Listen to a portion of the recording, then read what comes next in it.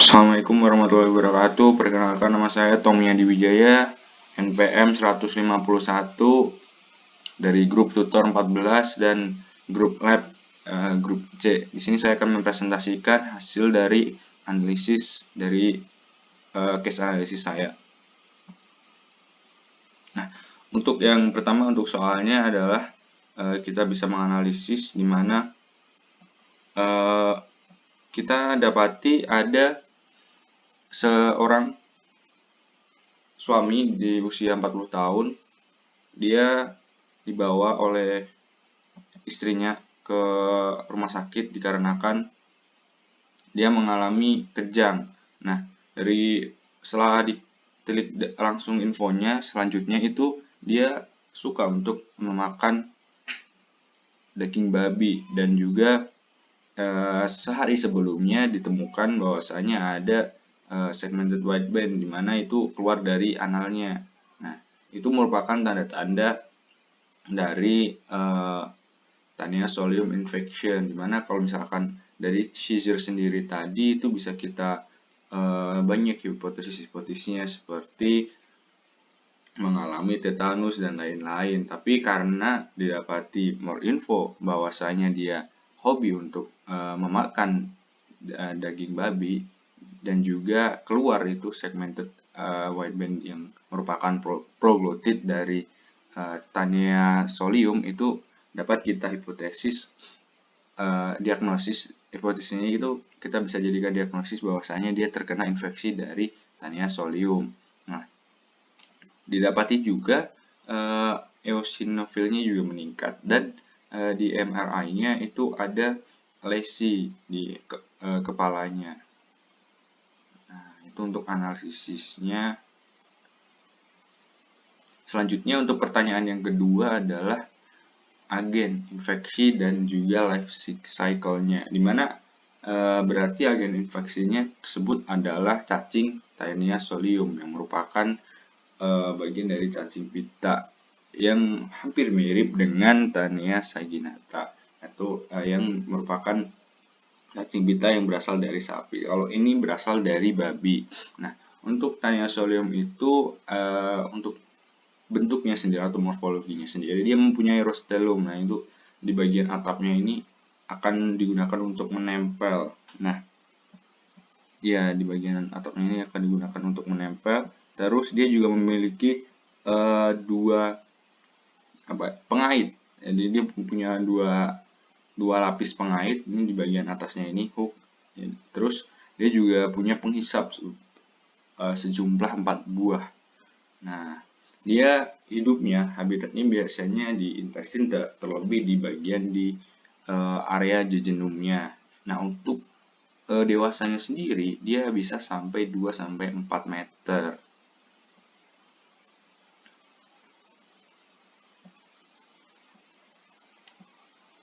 Nah, untuk telurnya sendiri itu hampir mirip dengan Taenia saginata, emang hampir mirip, dan ini berbentuk lingkaran dan juga ukurannya itu 40-50 mikrometer diameternya. Jadi bentuknya berwarna coklat ini, seperti ini. Nah, selanjutnya untuk larvanya sendiri, larvanya itu di sini dinamakan Cysticerus cellulosae. Nah, dia di larvanya sendiri ini ada dikelilingi oleh cairan, di sekitarnya itu ada cairannya sendiri. Dia udah memiliki invaginated scolex. Nah, jadi kepalanya udah invaginated, terus dia juga udah ada suckers tapi masih invaginated. Terus ada hooknya juga udah kelihatan. Nah, dia masih berbentuk melingkar gitu. Nah, dia ukurannya sekitar 10 kali 5 mm mikrometer. Nah, untuk habitatnya biasanya dia udah ke muscle ya. Dia udah menyerang ke muscle, dan ini di kepalanya udah ada yang tadi disebutin, ada penghisapnya, ada pengaitnya, juga ada lehernya, dan ada bodinya. Nah, untuk selanjutnya adalah life cycle-nya, dimana ini bisa terbagi menjadi dua yang saya jelaskan. Yang pertama dulu terlebih dahulu, di mana dia telurnya itu akan dimakan oleh babi. Nah, di dalam babi ini dia telur yang tadi embrio telur itu akan menetas dan dia akan hidup di babi, lalu ongospermnya itu akan menetas, terus dia akan menuju ke bagian intestinal. Ini nanti hampir mirip ke manusia deh, tapi ini saya jelasin di babi dulu, dimana setelah di intestinal dia akan menuju ke peredaran darah dan juga dia akan berhenti atau terdeposit ke muscle. Nah, di muscle tersebut dia akan menjadi cyst gitu. Jadi larvanya tersebut akan berbentuk seperti kista gitu. Nah, ketika kita memakan daging babi, maksudnya manusia memakan daging babi dengan tidak masak dan dimana dia babinya itu sudah terinfeksi oleh Taenia solium ini, maka larva ini akan termakan juga kepada kita dan dia akan menuju nanti dia akan infeksi di bagian ususnya, di bagian jejunum tadi. Nah, dia skoletnya ini, kepalanya tadi akan menempel itu di usus halusnya. Nah, lalu dia akan membentuk probiotik banyak. Nah, itu akan keluar juga nanti bersamaan dengan feses. Nah, dan ketika selain itu kita juga, selain memang dari babi ini, telur yang tadi itu juga bisa terinjeksi termakan oleh manusia ketika kita tidak menjaga kebersihan. Jadi dia termakan, terus dia akan dia akan habitatnya di bagian intestin dulu. Dia setelah di intestin, lama kelamaan dia juga akan penetrasi kemana-mana. Nah, dia penetrasi ke blood vessel tadi, juga di bagian muscle-muscle di tubuh manusia, dan juga dia akan menyebabkan kista berbentuk seperti kista gitu. Nah, untuk di kepala dia juga bisa sampai ke brain, ke kepalanya, ke otaknya. Itu untuk life cycle-nya dia ada dua. Ada yang melewati perantara babi, atau emang dia karena tidak menjaga higienitas dan juga sanitasi. Begitu. Terus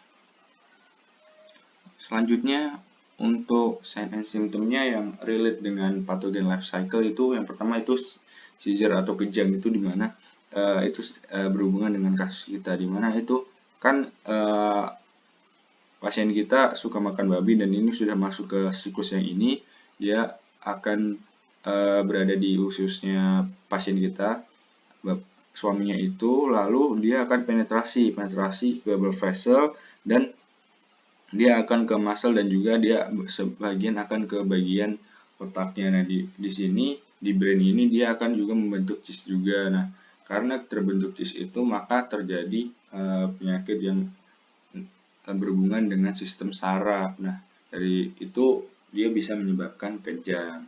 Nah, selanjutnya selain dari in case itu adalah kejang, itu juga bisa menyebabkan tidak nyaman, karena cacing tersebut akan tumbuh dan berkembang di bagian perut, terutama di bagian intestin kita. Nah, itu benar-benar bisa dirasakan oleh pasien-pasien yang mengalami infeksi dari Taenia solium tersebut, bisa mengalami kejang, mengalami tidak nyaman atau discomfort. Nah, selanjutnya dia juga bisa mengalami diarea karena pencernaannya di sini di usus halusnya itu terganggu. Jadi itu beberapa pasien juga mengalami diare.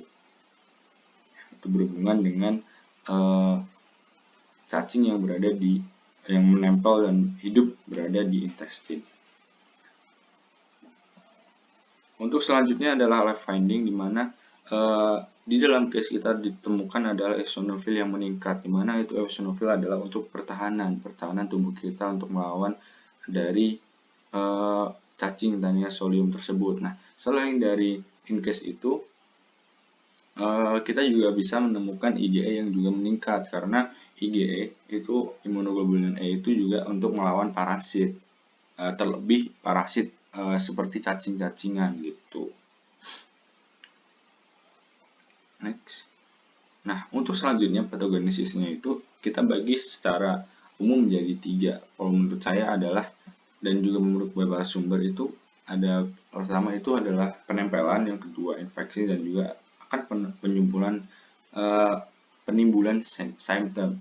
Nah, pertama itu penempelan itu bisa dikarenakan dua tadi, dia memakan daging babi atau dia sanitasinya buruk. Nah, dari situ dia akan hidup dan berhabitat di intestin. Nah, di intestin ini juga akan mengalami penetrasi. Nah, penetrasi itu, nah, waktu ketika di intestin ini bisa dijadiin infective state dan juga diagnostic state. Jadi dia bisa state-nya itu infektif dan juga diagnostic. Nah, setelah mengalami pertumbuhan di situ, dia akan penetrasi ke blood vessel dan juga menyebar ke seluruh tubuh, terutama di muscle kan, dan itu merupakan fase infecting. Nah, itu akan menginfeksi di muscle, di brain.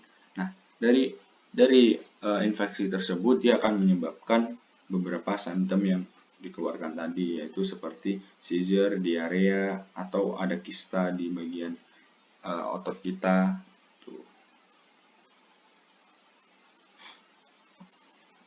Selanjutnya untuk treatmentnya, nah ini ada beberapa treatment yang saya temukan dari beberapa sumber juga. Nah, itu beberapa sebagian besar itu memang ditreat dengan anthelmintic. Nah, itu atau kalau yang untuk utamanya yang untuk kasus Taniasolium ini, beberapa sumber bilang untuk menggunakan nicosamid, di mana dia akan mendegradasi dari cacing pita tersebut. Nah, lalu dari presentasi yang diberikan oleh dokter di live Unpad juga, dia dokter bilang untuk menggunakan pencahat. Nah, itu gunanya untuk mengeluarkan telur-telur yang ada di perut dari pasien. Nah, terus ketika sudah ada sistiterosis, itu dilakukan treatment yaitu di surgical atau di bedah gitu. Jadi diambil itu cisnya tadi, diambil dan kita tutup lagi. Nah, terus selanjutnya kalau ketika ada sisticerosis di brain, itu ada beberapa sumber juga di Stanford dan juga yang lainnya itu menyarankan untuk menggunakan anthelmintic, jenisnya itu paraziquantel dan juga albendazole, itu untuk treatmentnya. Selanjutnya untuk prevensinya itu ada dua. Secara umum ada yang garis besarnya itu ada dua, tapi kita juga bisa menambahkan yang lainnya. Nah, untuk yang pertama itu adalah kita ketika kita memang suka memakan daging babi, ya kita usahakan untuk memasak daging babi secara matang, karena kita juga harus prevensinya itu karena daging babi kan bisa mengandung tadi larva yang dari Taniasolium ini. Nah, untuk yang kedua adalah kita meminta untuk pihak berwenang untuk melakukan screening terhadap pemasaran babi, di mana di situ bisa di screening apakah daging babi tersebut terinfeksi oleh Taniasolium atau tidak. Nah, dari situ bisa menjadi salah satu prevention untuk kasus ini. Nah, untuk yang tidak saya tuliskan di situ adalah menjaga kebersihan diri dan juga sanitasi, hygiene dan juga sanitasi, di mana tinggal kita menjaga diri kita sendiri, seperti mencuci tangan dan lain-lainnya, itu menjaga kebersihan tubuh. Nah, itu kan tadi ada dua, di life cycle-nya juga ada dua kan, ada yang dari daging babi dan juga non daging babi. Nah, ketika yang non daging babi itu bisa kita dapati ketika kita makan tidak mencuci tangan dan lain-lain. Nah, itu bisa kita hindari dengan kita menjaga higienitas dan juga sanitasi. Begitu, mungkin cukup sekian dari analisis dari saya. Terima kasih. Wassalamualaikum warahmatullahi wabarakatuh.